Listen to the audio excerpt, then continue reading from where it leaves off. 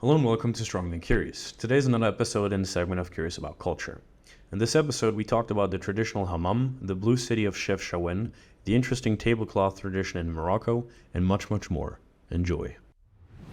As an introduction, here are a few fun facts about the country. Moroccan culture is rich in traditions, hospitality, and craftsmanship. The city of Fez in Morocco is home to one of the world's oldest universities. It was founded in 859 AD. It is recognized by UNESCO as the oldest existing degree-granting university. My guest today is Karim, who grew up in Morocco. He's also an exchange student here at Hammam. Enjoy.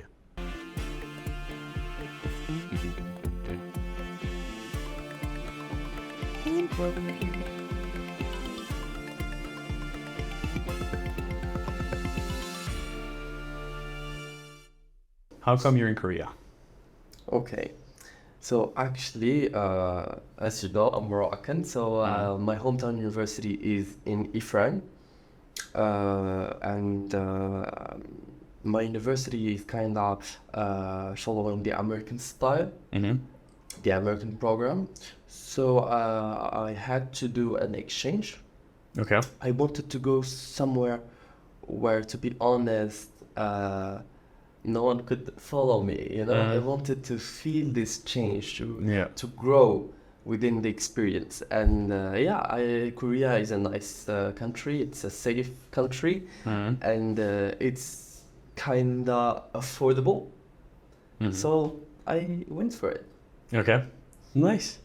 And did you have a culture shock when you came here? What surprised you? Well, actually, for the culture, it would surprise you, but I didn't had a big culture shock because I feel like it's been like it's my third semester here, so it's been a year. This month it's gonna be a year that I'm here in Korea, so I got a bit used to it. But to be honest, I feel like the Moroccan culture and the Korean culture is, I wouldn't say similar, but there are some small similarities that you can feel. Let me give you an example. For example, in Morocco,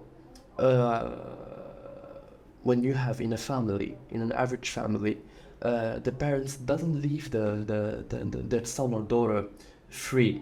This is what I told you. I went to Korea to feel this freedom, because you're always in Morocco, always feel like you're followed by your parents. They always check up on you. They take care of you until the moment you have a job. You are very stable financially, mentally, everything. And in Korea, it's the same. Yeah. I think you could say that in Korea, the students here are still followed up by. What I want to say is that this individualism that is really common in Europe, in America, and the US, it's not the case in Korea. Yeah, it's true. And I felt it when I came here. I felt this similarity, and it feels good, you know? It feels good that I'm not the only one suffering from that. Yeah. Okay, so let's talk about Moroccan culture. Yeah. What languages do you speak in Morocco? In Morocco or me? In general, in Morocco. So, in Morocco, in general, we speak Arabic, obviously. When I say Arabic, it's more like the Moroccan style. Yeah. So like a Moroccan accent kind of thing? Yeah, it's like dialect. Because the Moroccan Arabic is different from the Saudian Arabic, it's different from the Egyptian Arabic, and it's different from the Algerian, etc. Okay. So that's first. So Moroccans do speak the Moroccan dialect. People speak the Arabic in general, the Arabic, as we say, the Arabic of the Quran. We speak also French because of the history of the country. The north part of Morocco do speak Spanish, also because of its history with Spain. And obviously Amazigh, or we could call it Tashhid. Okay. It's because Morocco is is a country where it holds like Moroccan people, Arab people, and Amazigh people, Berber. Okay. It's called Berber. And is Berber, is that a culture or is that like a nationality? What is it? It's not. The nationality is Moroccan. Yeah. But Berber are, it's like Arabs. It's like ethnic. It's an ethnic Group, yeah. ethnic group, exactly. Okay. It's a big part of Moroccan people are Berber, so a lot of people do speak Berber. And actually, I heard that Hammam is planning to start a course, language course of Berber? of Amazigh. Really? Yeah. Okay. Yeah, I heard that from a professor that went to Morocco, and he told me, apparently I heard that some people in the administration are thinking about it. Mm. So yeah. Okay. Well, that's nice. So, in Morocco, when you meet a friend, how do you greet each other? Well, actually, it depends. If we were boys, like just high five or a hug, Yeah. or something like this. If they were women, and even in women, it depends. Because if they were older women, traditional old way of doing things, they would kiss 2 to 4 times On each cheek. on their cheeks. Yeah. Okay. See? With men and women? Or does that not make a difference for the first time when you meet them? Oh yeah, I see where you're coming. Actually, it depends on the period. If it was back on the time, like 20 years ago, even now, it depends where you are in Morocco and with whom are you doing it. Is it an old guy or old woman, or it's a modern, young people?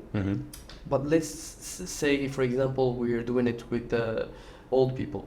Let's say we are 20 years ago in Morocco.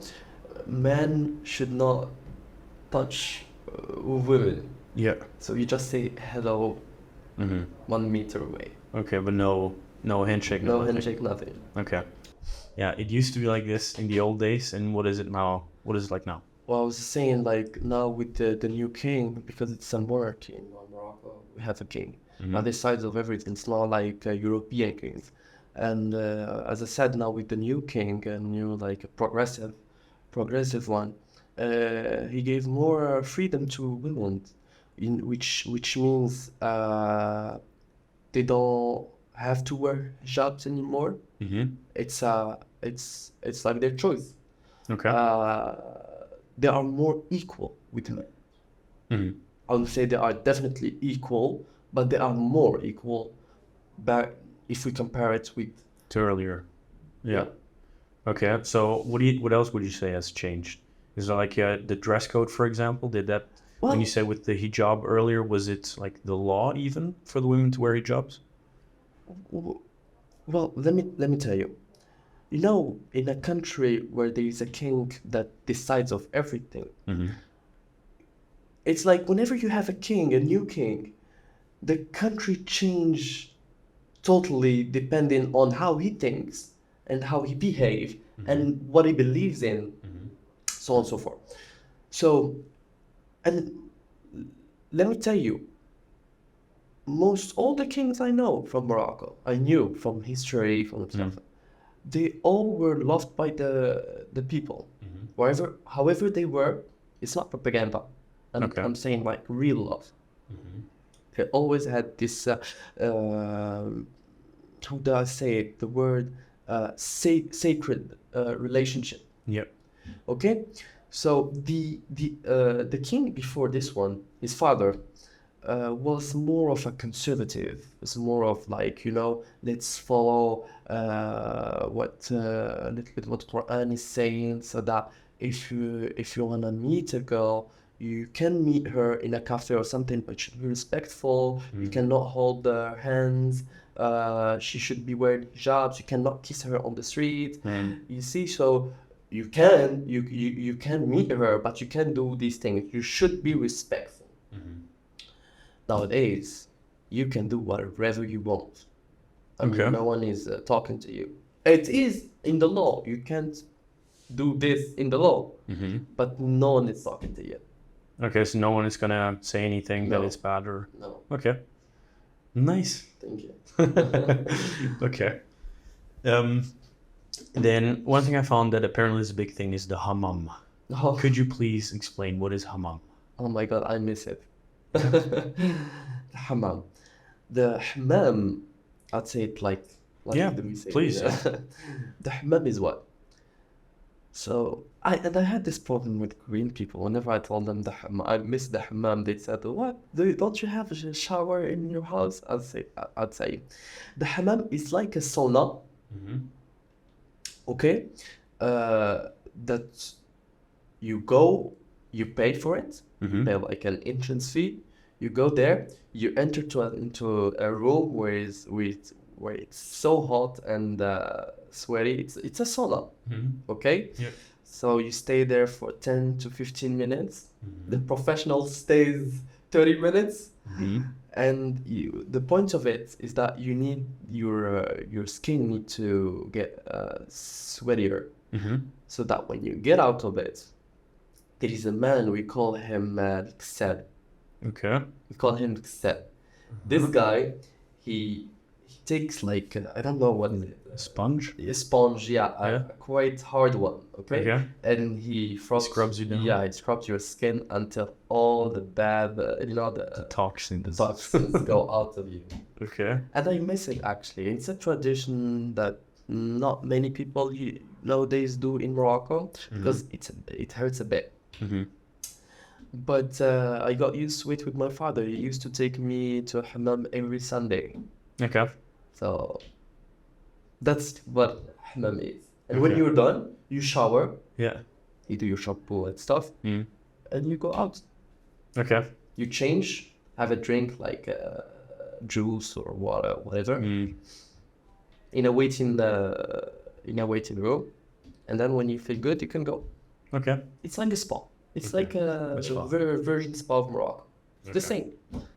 Okay. One thing I always ask is, how safe do you feel when you walk down the streets of Morocco?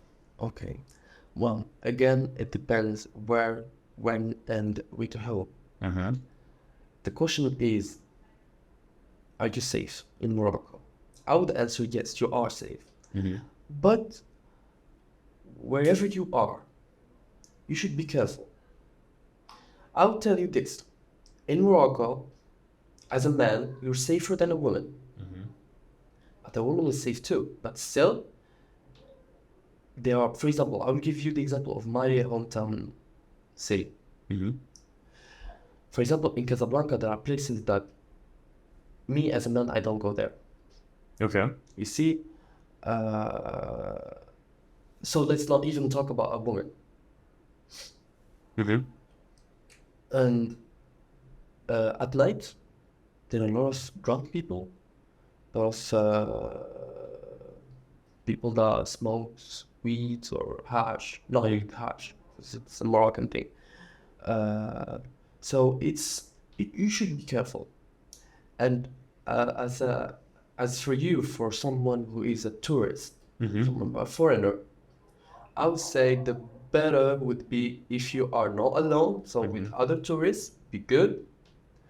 And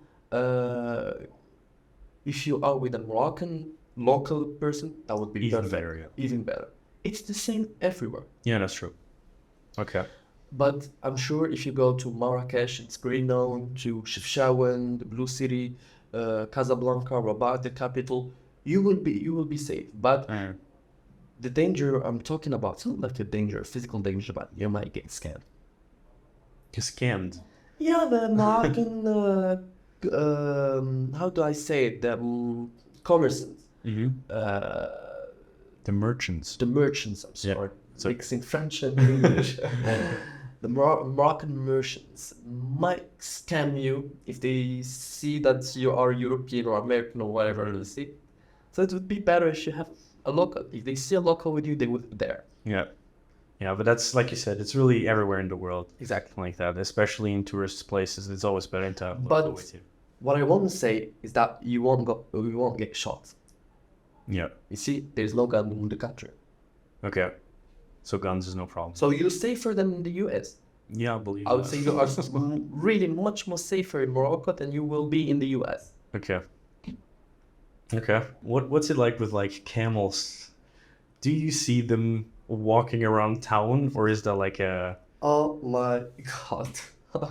This is very funny, you know why? Because It's been a year that I'm here, Mm-hmm. and I had this question, I think, 100 times. Really? And also, I've traveled. I'm an addict traveler. Mm-hmm. I love traveling, and wherever I go, at least one or twice, I get this question: Mm. Do you guys have camels everywhere? Yeah. I will say it in So front please of the clear it camera. up. Yes.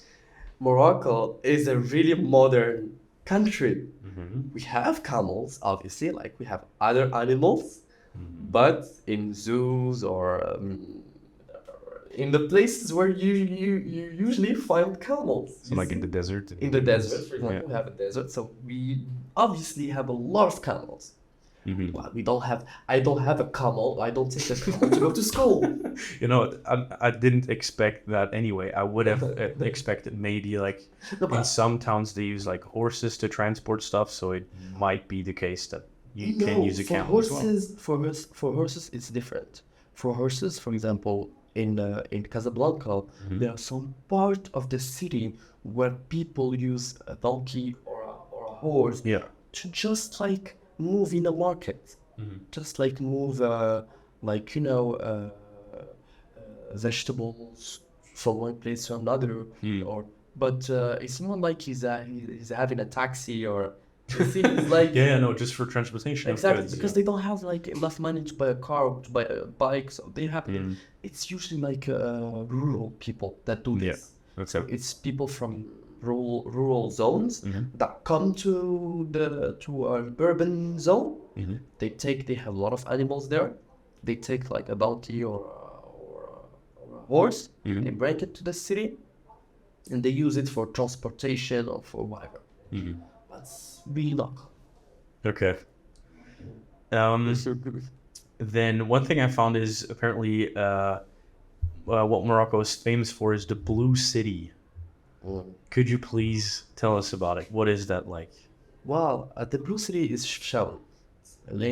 Its name. How do you say Chefchaouen. Chefchaouen. Exactly. Okay. So it's a city in the north of Morocco, a beautiful city, which is almost all blue. This is why we call it all the buildings are painted in blue and white. And I've heard when I've been there, I went there I think 2 years ago, and I asked a local why is it blue everywhere. They said that since it was a Spain colony, in the Spanish culture, they think that blue and white is colors of the sky and heaven, of God and heaven. Sorry, blue and white. It's like the colors that represent heaven and God. So this is why they painted all the city in blue. Thankfully for us, it's beautiful. So What's the food like? What would you say is the Moroccan food? definitely couscous. Yeah. Couscous is the Moroccan national famous food in Morocco. Yeah. Okay. I read that it's common to have couscous on Fridays. Exactly. Is that true? Only Fridays, or is it like a special thing? No, I mean, if you wanna eat it on Sunday, Saturday, or Wednesday, you can do it. You will not be punished by law. Hope so. Sorry. But yeah, couscous on Friday, it's a thing. Let me give you an example. I eat couscous every Friday in my grandma's house. Yeah. Every Friday. And in my parents' place, every Friday we do couscous. Okay. It's a thing. It's not like a religious habit or no. It's just It's culture. not like no culture, but why it's Friday? Question is why Friday? And I asked my grandparents. They told me Friday is the last day of the week, and usually people are tired, almost done. So it's like couscous. It's a dish that gathers people. Yeah. You see, it gathers the family and friends. So it's like to eat and to meet. To eat and to meet. To eat That's and nice. to meet. Okay. Another thing I found is tablecloths that you have for every course that you get, you have a tablecloth. Is that true? Yes, definitely. The tablecloths. That's actually, well, look, it is true. In my grandma's house, Mm-hmm. we still do it. Mm-hmm. For every dish, we have its own tablecloth. For example, because in Morocco, if you are having family or you're having like friends or something, you're not doing only one dish, you're Yeah. doing two or three. For example, if she's doing two, Mm-hmm. for example, if she's doing like salads first, salads and Entrees. the entrée, Yeah. one tablecloth spread. Mm-hmm. If we do it, for example, Moroccan barbecue, it's like half of sheet Mm-hmm. barbecue. We need a second tablecloth. Mm-hmm. If you do it, for example, pastilla or couscous, a third tablecloth, and the fourth one for dessert. Okay. So four. Okay. Whenever they get the dish from the table, they take the tablecloth with it. Okay. Okay. But That's for crazy. example, in my parents' place, we don't do that if we are just like between us. Just Mm-hmm. like between parents and my brothers and sisters, we're not doing it. We're doing just one. Okay. Okay. And what do you eat with? I mean, for example, here in Asia, it's a lot more chopsticks. Chopstick. And for example, in Europe, it's more classic fork and knife. How's it in Morocco? With your hands. Hands, definitely hands. Okay. You eat with your hands because in Morocco we almost eat like all the dishes with bread. Mm-hmm. So you need to use your hands to take off a part of the bread and like You scoop it up. yeah, you eat with these three fingers. Okay. Does it matter which hand? Well, if you are right-handed, you eat with your right. If you Oh, okay. No, I just meant because in some cultures, you only eat with your right hand and never with your left, or in the Morocco, opposite. it would be better to eat with your left hand. Okay. Why? Because they say it's just a small story. They say if you eat with your left hand, Mm-hmm. it's like the Lucifer is eating with you. The devil is eating. Really? Yes, Okay. but if you are left-handed, you can eat. My brother is left-handed, so he eats with his left hand. Okay. Okay. All right. To finish up an episode, I always have a little quote at the end, and today's quote is by Theodore Roosevelt, and it's "Believe you can, and you're halfway there." So this should remind us to have confidence in ourselves, and it's essential to achieve your goals. Thank you. So thank you very much for Fine. taking the time. It was a pleasure to learn about the culture. Of course, of course. Whenever. So thank you very much, and peace out. It-